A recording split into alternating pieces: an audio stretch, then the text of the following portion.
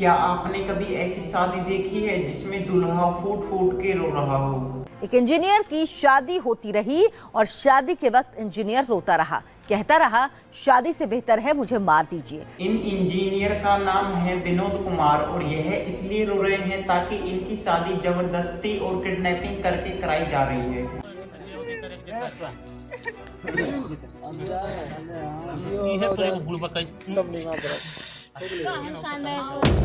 विनोद कुमार के एक दोस्त ने इन्हें किडनैप करवाने में मदद करवाई और बाद में इसकी बंदूक की नोक पर शादी कराई गई। लड़के के भाई के मुताबिक झांसे में लड़के को लेकर उसे दोस्त की शादी में छोड़ने की बातों में फुसलाकर सुरेंद्र यादव पंडारक ले गया और जबरन शादी करवा दी। और विनोद कुमार अकेला नहीं है, बिहार में 8 से 10 हजार शादियां हर साल लड़कों को किडनैप करके कराई जाती है और इन्हें बोलते हैं पकड़वा विवाह। और इस तरह की शादियां बिहार के कुछ जिलों में काफी ज्यादा पॉपुलर है। अभी कुछ दिन पहले एक न्यूज वायरल हुई थी जिसमें बिहार के वैशाली जिले में रहने वाले गौतम कुमार को किडनैप करके उनकी शादी कराई गई थी और अभी कुछ हफ्तों पहले उनकी सरकारी स्कूल में सरकारी टीचर की नौकरी लगी थी। और अभी लास्ट ईयर पहले बिहार में रहने वाले एक जानवर के डॉक्टर को बुलाया गया और वहीं से उन्हें किडनैप करके जबरदस्ती उनकी शादी करवा दी गई, वो भी बंदूक की नोक पर। ऐसी शादी करवाने के लिए बिहार में प्रॉपर गैंग ऑपरेट कर रहे हैं जो शादी करवाने के लिए प्रॉपर फीस लेती है।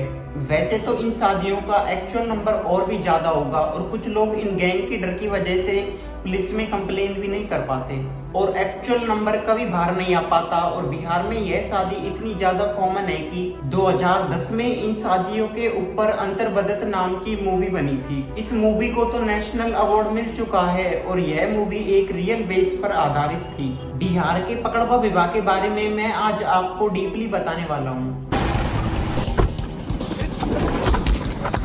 पहले तो मारपीट किए,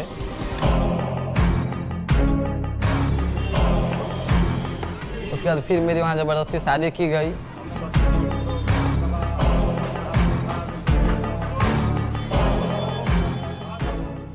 देखो, हमारे देश में शादी को एक पवित्र बंधन माना जाता है और लोग इसे 7 जन्मों का साथ मानते हैं। हिंदू फीचर के अकॉर्डिंग देखें तो शादी 5 तरह की होती है और इन सब में से जो पकड़वा विवाह है वो असुर विवाह की कैटेगरी में आएगा।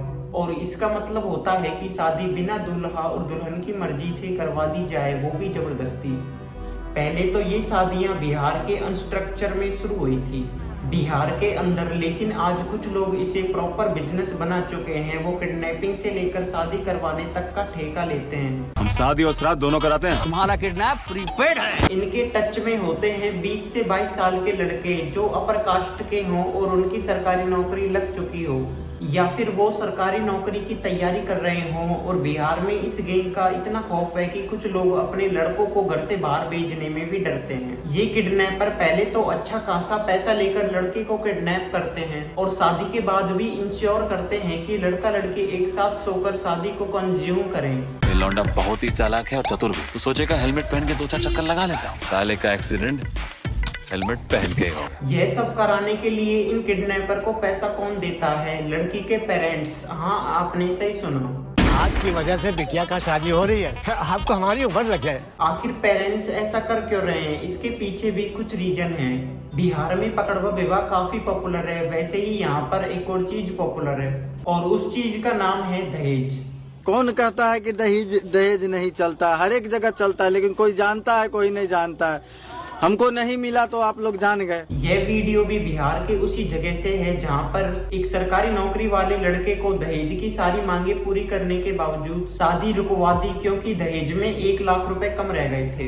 हम लोग भी इतना खर्चा किए हैं, कहाँ से हम अरेंज करेंगे? देखिए दोस्तों, तो मेरा माँ बाप का अच्छा था तो ना तो मिलवे किया है, 1 लाख ना बाकी है, वो तो मिल ही जाएगा ना। सोना का चैन और अंगूठी वो भी बाकी है, तो उम्र वक्त में मिल जाएगा। नहीं, हमको अभी चाहिए। दहेज की प्रॉब्लम बिहार के साथ साथ ऑलमोस्ट पूरे भारत की एक प्रॉब्लम बन चुकी है, लेकिन बिहार कुछ ज्यादा ही पॉपुलर है। गरीब से गरीब आदमी को भी अपनी बेटी की शादी में दहेज देना ही होगा, चाहे उसे लोन ही लेना पड़ जाए। अगर लड़का बेल्ट सेंटर से है तो दहेज और ज्यादा लगता है, इसीलिए पकड़वा विवाह की शादी में बोल्ट सेंटर के लड़कों को ज्यादा टारगेट किया जाता है।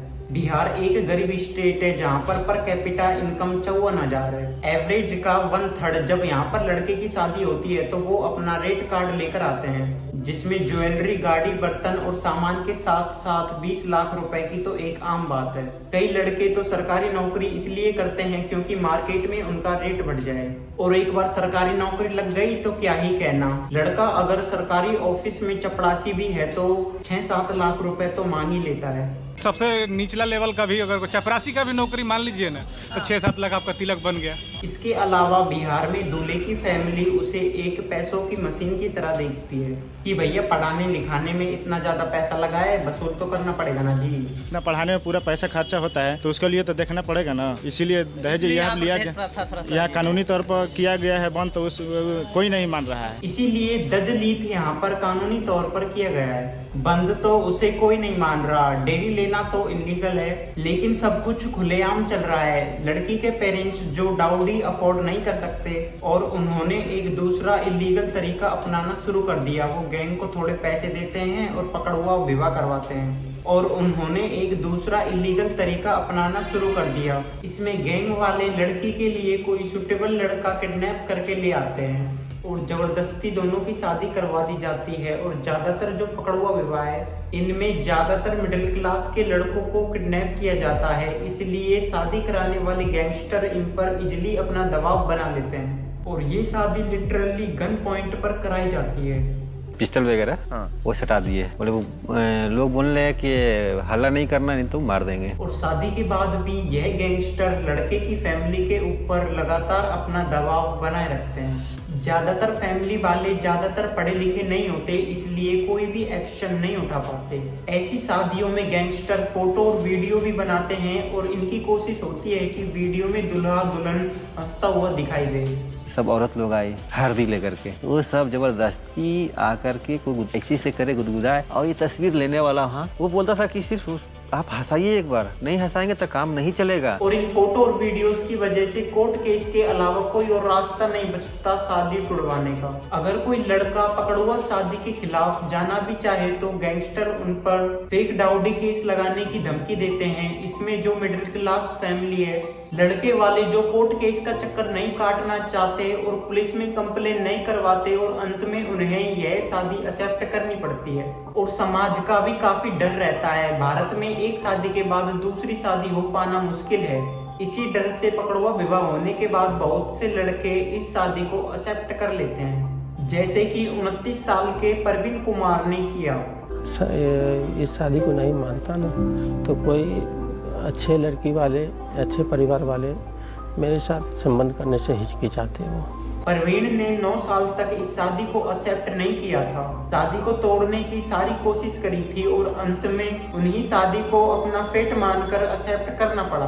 अब तो मैंने यही सोच लिया कि मुझे जिस तरह से जिंदगी जीने का था, मेरे नसीब में जो था वो हो गया। अब मुझे यहाँ से न्यू जिंदगी की शुरुआत करनी है, अच्छे तरीके से रहना है। इस शादियों में ज्यादातर लड़की वाले भी गरीब या फिर अपर कास्ट के होते हैं और पकड़ुआ विवाह के थ्रू 3 चीज अचीव करना चाहते हैं: दहेज ना देना पड़े और लड़का उनकी कास्ट का हो और सरकारी नौकरी हो। पुलिस वाले भी बताते हैं कि ज्यादातर पकड़ुआ विवाह भूमियार या यादव जाति में देखने को मिलेंगे। अब ये लड़की वाले चाहें तो लड़की की शादी नहीं हो रही है तो ना करवाएं, लेकिन हमारे समाज में शादी ना होना भी एक प्रॉब्लम है और लड़की की शादी बाहर की कास्ट में हो जाए तो यह सोसाइटी एडजस्ट नहीं करती। लड़की वाले भी चाहते हैं कि भैया लड़का अच्छा हो और लड़के की अच्छी खासी नौकरी हो। अगर कोई लड़की की फैमिली वाले भी गरीब हैं तो दहेज देना अफोर्ड नहीं कर सकते, तो पकड़ुआ विवाह उनके लिए सबसे ज्यादा सुटेबल और सॉल्यूशन निकल के आता है। पकड़ुआ विवाह देखे तो हमारी सोसाइटी में एक नई एग्जिस्टिफाइड ट्रेजेडी है। हमने अभी सिर्फ लड़कों की बात करी है इन शादियों में, लेकिन लड़की का क्या? शादी के लिए लड़की से भी कोई परमिशन नहीं ली जाती है। लड़की के घर वाले भी लड़की से यह कदम उठाने से पहले पूछते तक नहीं। लड़की उनको एक बोझ की तरह लगती है और लड़की से छुटकारा पाना चाहते हैं। उन्हें लगता है लड़का सेटल है, एक बार शादी हो जाए फिर सब कुछ ठीक हो जाएगा, लेकिन ऐसा होता नहीं है। इस तरह की फोर्स मैरिज के बाद लड़के वाले लड़की को कभी भी एक्सेप्ट नहीं करते। पता नहीं क्या सोचती होगी, उसका जिंदगी तो बर्बाद कर दी, उसका मम्मी पापा का गलती है। लड़का तो सिर्फ शादी के दिन ही किडनैप होता है, लेकिन लड़की तो शादी से पहले और शादी के बाद एक होस्टेस बन के रह जाती है। सहेली यार क्या बोलते हैं, दीदी पढ़ो लिखो, जो हुआ हुआ, इस सब को बात को दिक्कत कोई ना रखो। ऐसा बात दुनिया में होते ही रहते हैं। ये है महारानी, जिनका 2012 में प्रवीण कुमार के साथ पकड़ुआ विवाह करवाया गया था और वो अपनी शादी को लेकर बोल रही हैं कि जो हुआ सो हुआ, दुनिया में ऐसा होता रहता है। शादी जैसे लाइफ लॉन्ग डिसीजन अगर आपको जिंदगी भर ऐसा फील करना पड़े तो कैसा लगेगा, शायद आप इमेजिन भी नहीं कर सकते। अब इन केसों में लड़का लड़की इसे अपनी किस्मत मानकर एक्सेप्ट कर लेते हैं या फिर शादी के बाद चीजें सही हो जाती है, क्योंकि अब उनके पास कोई और ऑप्शन नहीं बचता। तो अभी आपको क्या लगता है, आपकी पत्नी से आप खुश हैं? उससे खुश हैं, उसका व्यवहार से। मम्मी का बहुत सेवा करती है। कभी कभी हम भी महसूस कर लेते हैं कि वो दूसरी ऐसा करती कि नहीं। लेकिन कुछ लड़के इस चीज को एक्सेप्ट नहीं करते और इसके लिए केस लड़ते हैं। आपको याद है रोता हुआ इंजीनियर जो वीडियो के स्टार्ट में दिखाया था, विनोद कुमार, उनकी 6 साल पहले पकड़ुआ शादी हुई थी और उसके खिलाफ केस लड़ते गए और फाइनली उनकी शादी रिजेक्ट हो गई। और हमारी सोसाइटी में पकड़ुआ विवाह तभी रुकेगा तब सोसाइटी का माइंडसेट चेंज होगा। आपकी क्या राय है इसमें कमेंट में जरूर बताना, और आपके आसपास भी ऐसी कोई घटित घटना है तो कमेंट में जरूर बताना। अगर आप बिहार से हो, अगर ऐसा कुछ हुआ है तो कमेंट में वो भी बता देना। बाय।